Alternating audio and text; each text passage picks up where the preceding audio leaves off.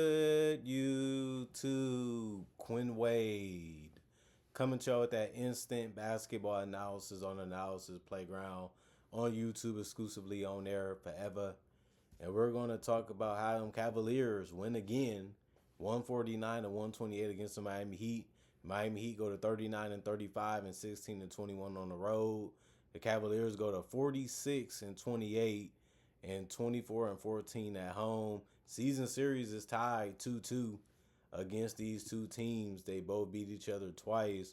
They don't see each other until next season or if they meet in the playoffs. We don't think that's going to happen. You never know. Still a couple games to play out, but it doesn't seem likely that they'll play again until next year. Cleveland won the first quarter 40-27.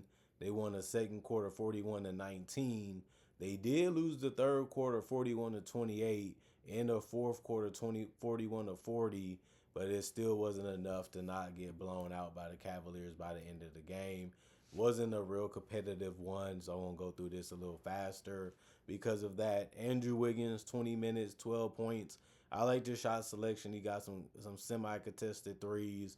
He's been knocking down the three-point shot real well this season. He went 3 of 5 from the field. All his attempts was threes. He made all of them 3 of 3 from the three-point line. He did miss a free throw, so he finished 3 of 4 from the free throw line.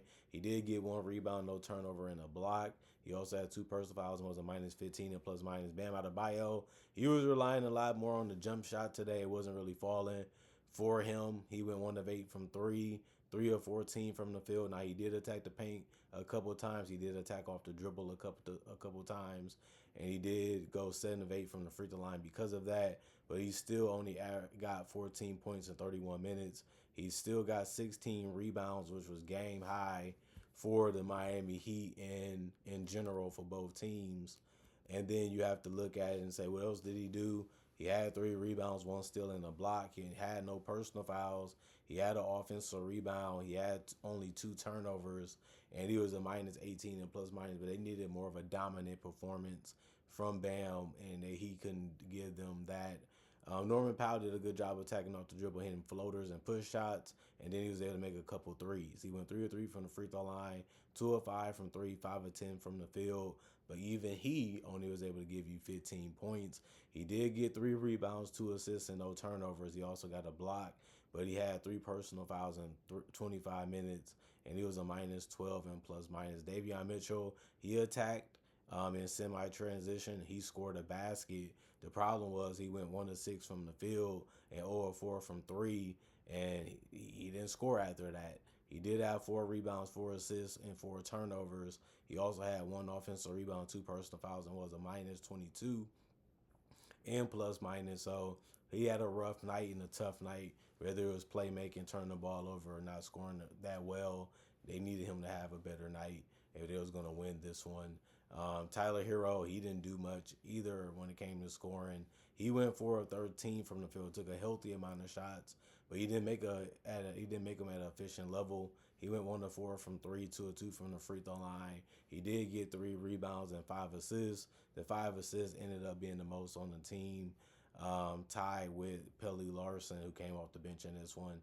He did have Tyler Hero had 1 turnover, 1 offensive rebound, 3 personal fouls, and he did finish as a minus 23 and plus minus. Fontecchio kept firing some threes, but he attacked the basket too. He went 4 of 7 from the field, 2 of 4 from 3, 2 of 2 from the free throw line for 12 points. That's a good amount off the bench in 10 minutes, especially. He had 2 rebounds, no turnover, and a steal. 1 offensive rebound, no personal fouls, and was a minus 6 and plus minus. Myron Gardner, 7 minutes. He ended up getting 3 points because he went 1 of 3 from the field and 1 of 2 from the free throw line, but he also missed all of his threes, finishing 0 of 2 from the 3-point line. He had 1 assist, no turnover, 3 personal fouls, and was a plus 1 and plus minus. Keishad Johnson, 5 minutes. He had 1 point because he went 1 of 2 from the free throw line. He had no turnovers, no personal foul, was a plus 6 and plus minus, and that's about all that he did. Jaime Jaquez was scoring fast and quick, a lot near the basket. His in-between game is really good, and he had the most points on the team with 20. He also went 9 of 13 from the field and 2 of 5 from 3. So he did a good job of giving you inside out a lot. He also went 2 of 5 from 3. He also missed his only free throw. He had 2 rebounds, 3 assists, 3 turnovers, and a block. He also had 4 personal fouls and was a -7 and plus minus. You just happy that he was able to be a guy you can run your offense through and a guy that can get a shot. They needed more of that in this one, and that's what he was able to provide. Khalil Ware did similar things. He played 21 minutes as well, but he had 14 points. He went 5 of 10 from the field, 2 of 4 from 3, 2 of 2 from the free throw line. He didn't hurt the team. He helped them a lot, even on the glass. He had 8 boards, which was the most off the bench. He had 1 assist and 1 steal. He had 3 offensive rebounds, 1 personal foul, and was a -6 and plus minus. Probably Larson played 26 minutes. He had 10 points. He went 2 of 4 from the field. He missed all of his threes, which ended up being all of his misses. Other than that, he went 6 of 6 from the free throw line too. He had more success inside the paint than he did on the outside of the basketball court on the offensive end, which is the 3-point line. But he did get 5 assists, but it did come with 3 turnovers. He also had a steal and 3 rebounds. He had 2 offensive rebounds, 1 personal foul. It was a -10 and plus minus. And then Jonas played 19 minutes. He had 14 points. He went 3 of 6 from the field, 2 of 5 from 3. He also did go 6 of 6 from the free throw line too. And then 3 rebounds, 1 assist, no turnover, 2 offensive boards, 3 personal fouls, and he was a +7 and plus minus. So he ran the offense very well. He knew where to score. He knew how to get open. He knew where he needed to be at, and he knew how to attack. So another good performance from another guy off their bench. Their bench really came through for them a lot. Although they did still get blown out, although they still lost the game, it was important for them to do that, unless it could have been worse. And you look at Jared Allen, 18 minutes for the Cavaliers. He's back from injury. He still gave you a double-double. At 18 minutes, he gave you a double-double. 18 points, 10 boards. He went 8 of 10 from the field, 2 of 2 from the free throw line. He did a good job of finding ways to get open, get angles, get good looks, and then good catching with the hands to be able to go up and finish. You got to be able to do that unless it's a turnover or you might fumble it too much. They'd be able to catch up and contest it. But he did a good job of finishing real well. No turnovers, 1 block for him, 2 offensive rebounds, 1 personal foul. He was a +18 and plus minus. Evan Mobley played 29 minutes. He stayed near the rim a lot in this game. He scored 23 points for the Cavaliers. He also went 10 of 15 from the field, 1 of 2 from 3, 2 of 2 from the free throw line to get it. He also had 10 boards, so he finished with a double-double, which is great. Just good interior presence, using that length, using that speed and quickness for his position on both ends of the court is always great to see. 1 steal, 2 personal fouls, and a +15 and plus minus. James Harden, 30 minutes, 17 points. He went 4 of 11 from the field, 2 of 6 from 3, 7 of 7 from the free throw line. So he missed a lot of shots in this one, but he also made some crucial plays to keep them ahead. And then he had 14 assists. So he said, I don't really have to score that much. If I see something, I see something. But I'm really looking to find my teammates. Since I have so much talent around me, it just makes sense to be aware of what's happening and what's going on. And he's been good at that for a decade plus, and that's what makes him a good creator and a good combo guard in the league.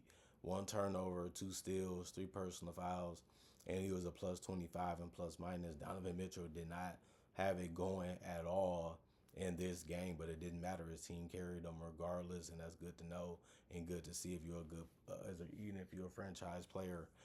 6 points, 1 of 10 from the field, 0 of 3 from the 3-point line, 4 of 4 for the free throw line for Donovan Mitchell. And then he also had 4 rebounds, 6 assists, 2 turnovers, 4 steals, 1 offensive rebound, 2 personal fouls, and was a +14 and plus minus. He did some other things like set his teammates up and make some defensive plays, and that didn't change the game drastically, but it actually just could helping the team stay confident and stay playing well. And then Sam Merrill played 27 minutes. He had 10 points. He went 3 of 9 from the field, 2 of 7 from 3, 2 of 2 from the free throw line. He had 3 rebounds, 4 assists, no turnovers, 2 personal fouls, and was a +25 and plus minus. So he ended up having a good night, passing the ball and making decisions. And then he had a little bit of an okay night scoring the basketball when it comes to efficiency. Larry Nance Jr. played 4 minutes. He had 4 points. He made his only field goal, which was a 3. And then he went 1 of 2 from the free throw line. He had 1 rebound, 1 assist, 1 turnover, no personal fouls, and was a -7. And plus minus Sar played 4 minutes. He ended up going 1 or 2 from the free throw line, so he finished with 1 point and two personal fouls in 4 minutes. That's a lot, but it ended up happening. And he was a -7 and plus minus Naquan Tomlin. He didn't even attempt a shot or a free throw, so he went scoreless in 6 minutes that he played. He did get an assist. He had no turnovers. He had one personal foul. It was a -3 and plus minus. Riley Meeks ended up playing 5 minutes. He ended up getting 6 points. He was able to make his spot up threes. He missed his only shot from two, so he finished 2 or 3 from the field, 2 or 2 from three. One assist, one turnover, one personal foul, and was a -6. And plus minus Thomas Bryant, 14 minutes, 11 points. He went 5 of 10 from the field, 1 of 4 from three. He had 4 rebounds and 2 turnovers. He had 3 offensive boards, 2 personal fouls, and a 0. And plus minus gave them the 3-point shooting, gave them the interior scoring, gave them size, and that's why they liked him, and that's why they picked him up. He was able to provide that again tonight. Dennis Schroeder did a good job attacking off the dribble. Even though he went 3 of 7 from the field and missed his only three, he also did go 2 or 3 from the free throw line, so he got 8 points. But that night wasn't it, because he did have 5 assists using that speed and quickness and that knowledge that he had in his head of how to attack the defense. It worked out more times than not for him tonight. He did have one steal and one personal foul, was a +3 and plus minus. Max Strus, 23 minutes, he had 29 points. That was game high for the Cavaliers. He went 10 to 14 from the field, 8 of 11 from three, and 1 or 2 from the free throw line. He got so many guys on the team that can score the basketball and do multiple things on the court now. So it just opens up for a guy to be open if they're moving without the basketball and they're trying to find a way to be a threat on the court. And Matt Strus is a guy that's dangerous because he has the ability to hit the three, he has the ability to drive a little bit and make a pass. So if that's the guy you're leaving open, he's just as dangerous as leaving Donovan Mitchell and James Harden with space. And then the other guys are playing off them too. So you might make a pass, he might find a pass, or you might just get a bucket in isolation. So the team is getting tougher to guard and tougher to defend, and that's a great thing for them. Max Strus also went 1 or 2 from the free throw line. He got 8 rebounds. One of his rebounds was offensive. He had 1 assist and 1 turnover. He also had 2 personal fouls, and then he had a +2 and plus minus. Keon Ellis, 25 minutes. He had 10 points. He went 4 or 5 from the field, 2 or 3 from the 3-point line. He missed his only free throw. He did have a nice little heave before the game was over, and he made that shot. And then he also was able to make his threes, another three other than that. And then he also was able to make his shots near the rim. He also missed his only free throw. He did have 2 assists, no turnovers, and a steal. He did almost foul out, was a little over aggressive defensively. Obviously, if you on steals and blocks, it can be that way sometimes. And he was a +9 and plus minus. And then Tyrese Proctor played 6 minutes. He had 6 points. He went 1 or 2 from the field. His only miss was a 3-pointer that he took. And then he went 4 or 4 also from the free throw line. He had 1 rebound, 1 turnover, 2 personal fouls, and was a -3 and plus minus.